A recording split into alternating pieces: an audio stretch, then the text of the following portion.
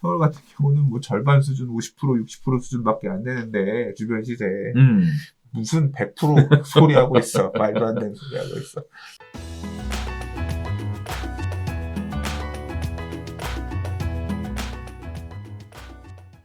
자, 세 번째 얘기 가볼게요.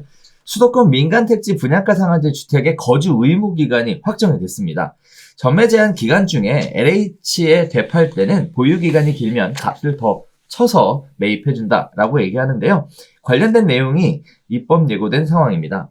시세보다 저렴하게 공급되는 분양가 상한제 적용 주택에 대한 투기 수요를 차단하고 실수요자가 주택을 공급받는 기회를 확대하기 위해 거주 의무 기간을 도입했습니다.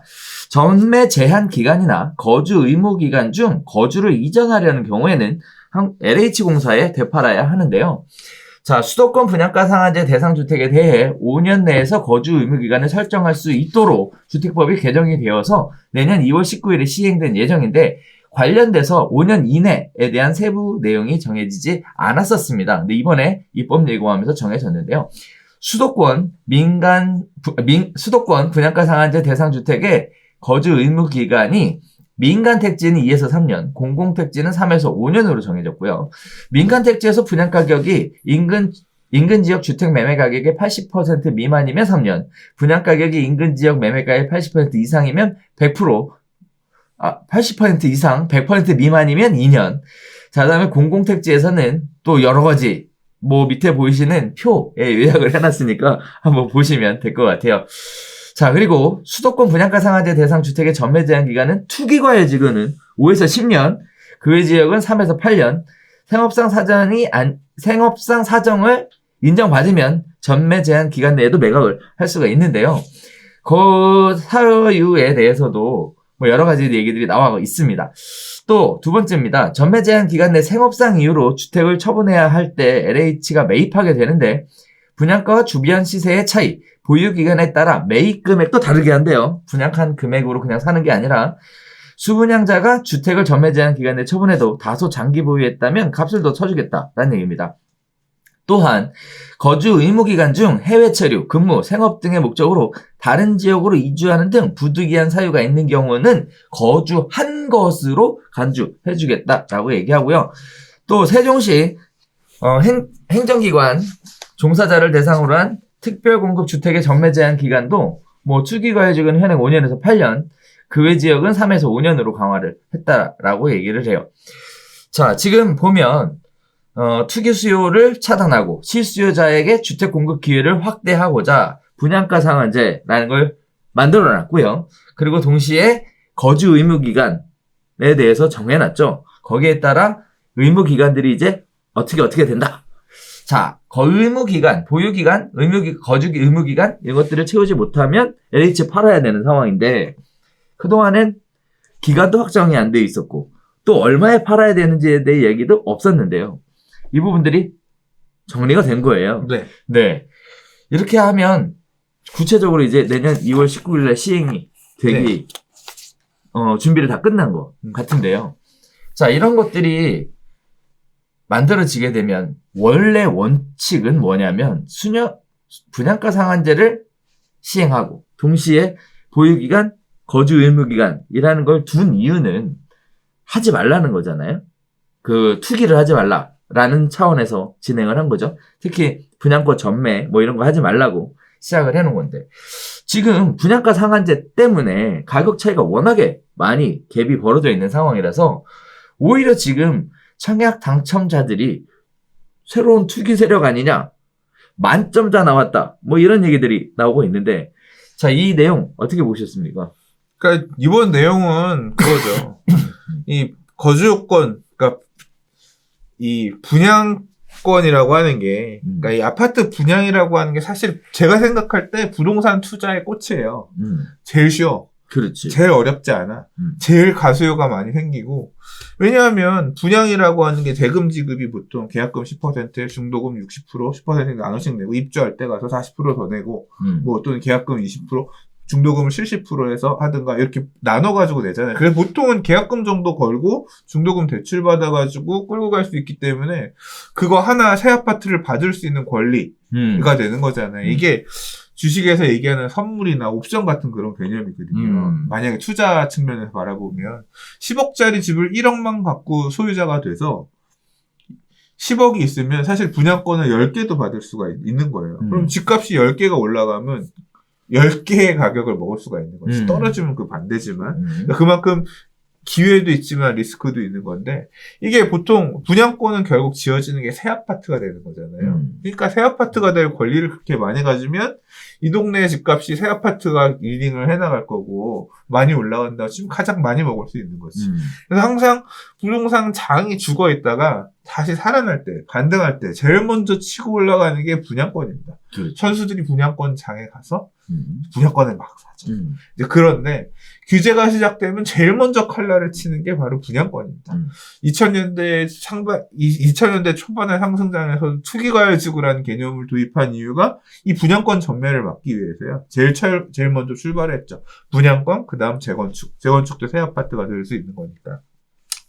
자, 근데 이제 이 분양권이라고 하는 게 새 아파트가 누구나 원하는 새 아파트가 될 수 있는 권리인데, 이거에다가 막기 시작하면 일단 사고 팔고 하는 것을 못하게 막습니다. 그래서 지금은 이제 법이 이 규제도 굉장히 디테일해져서 과거엔 투기과열지구라고 하는 걸로 규제를 했지만 지금은 조정대상지역이라는 개념이 2016년에 나왔고, 그렇죠. 조정대상지역 안에서도 3개로 나눠가지고 전매 제한 기간을 6개월, 18개월 아예 전매 안 되게 그렇죠. 이렇게 그걸 또 구분을 해놨어요. 디테일하게 지역별로 선정할 수 있게끔 해놨는데, 분양권은 일단 그렇게 사고 팔고를 못하는 기한으로 일단 막기 시작하다가 이제 그 다음부터는 더 나오는 게 니네는 이 지역은 분양가를 싸게 분양했으니까 분양권 상태에서만 전매 못하게 하는 게 아니라 주택이 되고 나서도 못해. 주택이 되고 나서도 못하는 것뿐만 아니라 실제 거주를 해야 돼. 실거주할 사람만 청약을 해. 우리는 실수요자 우선 정책을 하고 있어. 뭐 어떤 그런 메시지를 주고 싶어서 이제 바뀐 거란 말이에요. 원래 공공택지에서 하고 있던 걸 민간택지에도 분양가 상한제를 확대 적용하니까, 그렇죠. 그러다가 일단 법을 바꾼 겁니다. 이번 정부에서 바꾼 거죠. 그러면서 얼마를 거주하게 할 거냐, 얼마를 또는 이제 보유하게 할 거냐에 대한 디테일을 이번에 시행령으로 담았는데, 내용을 보시면 대략 최대 얼마냐면 7년입니다. 최대 7년 동안 일단 보유를 하고 있어야 되고요. 그리고 보유기간 중간에 만약에 내가 우리나라 공산국가도 아닌데 7년 동안 여기 못 살아. 중간에 팔아야 될 거 아니야. 그러면 할 수는 있는데 소유하고 있는 사람이 옆집 순이한테 팔 수 있는 게 아니라 무조건 이제 공기업, 이 LH였나요? 네, LH. 이제 LH에다만 팔 수 있는데, 그럼 얼마에 팔 거냐? 오래 살았으면 주변 시세 쳐서 팔고요. 그러니까 이게 이제 보유한 기간에 따라서 주변 시세를 고려해서 LH가 사주거나, 또는 얼마 안 살았어. 당첨만 되고 입주 딱 요입당 했는데 나 팔래 하면, 너희 분양가밖에 안 냈네. 이자밖에 안 냈네. 그 돈만 줄게. 라고 해서 매입가 정도만 쳐주고 팔거나, 이게 이제 내가 절반 정도 살았어. 7년에 절반 정도 살았어 하면, 그러면 절반은 매입가 쳐주고, 그 다음에 절반은 시세 쳐줄게. 이게 절반은 아니고 이제 비율 그렇게 그렇죠. 조정을 해서 그렇게 지금 시행령으로 나눠놨고요. 한편으로는 팔 수 있는 의무 거주 기한을 따로 정했어요. 그래서 의무 거주 기한은 보면 2년에서 3년 정도입니다. 그렇죠. 택지에 따라서. 그래서 네. 2, 3년 정도는 들어가서 무조건 살아야 되는데, 근데 2, 3년은 양도소득세 혜택 받으려면 가서 거주하셔야 될 거 아니에요. 이제. 그래서 그냥 실수요 청약을 위해서 이렇게 디테일을 잡았고, 그거에 맞춰서 청약하신 분들, 그냥 지금 요새 근데 보면 신규 입주한 아파트 단지 부동산 사장님들 물어봐도 그래요. 재미없다 그러잖아요. 왜? 실수요자, 그러니까 당첨되신 분들이 다 거의 들어와서 실거주 하시기 때문에 물건이 없다. 전세 놓을 물건도 없다. 재미없다라고 해서 거주 요건 이런 것들은 대부분 그렇게 다 지키시지 않을까 싶습니다. 그냥 요약하자면 공공택지, 민간택지 다 한 7년 이내 이 의무 보유 기간이 있고, 그 기간 안에 팔게 되면 시세대로 못 팔고 매입 가격이랑 시세랑 이제 반띵해가지고 퍼센트 보유한 기간에 따라 퍼센트 나눠서 이렇게 팔 수 있다. 좀 제한이 걸린 경우에 정해줬다. 그렇게 보시면 될 것 같습니다. 자, 그래서 지금 보면 공공택지인데 분양 가격이 인근 시세의 80% 미만으로 분양을 했어요. 그러면 일단 기본적으로 최장 7년을 보유해야 되는 거고, 거기에다가 거주기간 5년이 붙으니까 12년을 갖고 있어야 한다라는 얘기가 되는 거죠. 근데 이거 예? 뭐라고요? 보유기간 플러스 거주기간 그게 겹쳐지는 거 아니에요? 겹쳐지는 거예요? 그렇지. 몰라서 물어보는 거야. 겹쳐지는 네. 거지. 보유도 채우고 그 거주도 채우라 그런 얘기고. 그다음에 이게 100% 이상은 볼 필요가 없어. 사실. 그럴 일이 없으니까. 왜냐하면 분양가 상한제 민간택지 분양가 하는데 주변 시세 다 80% 미만으로 분양하는 거지.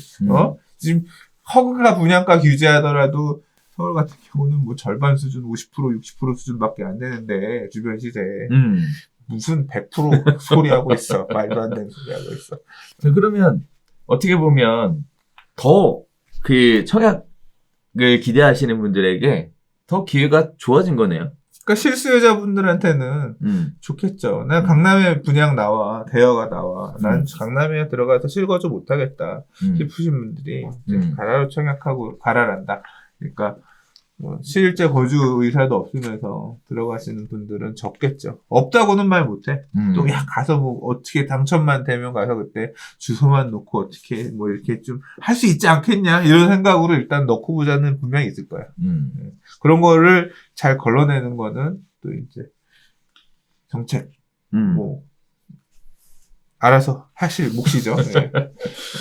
룰브레이커는 언제나 있어. 네, 알겠습니다. 네.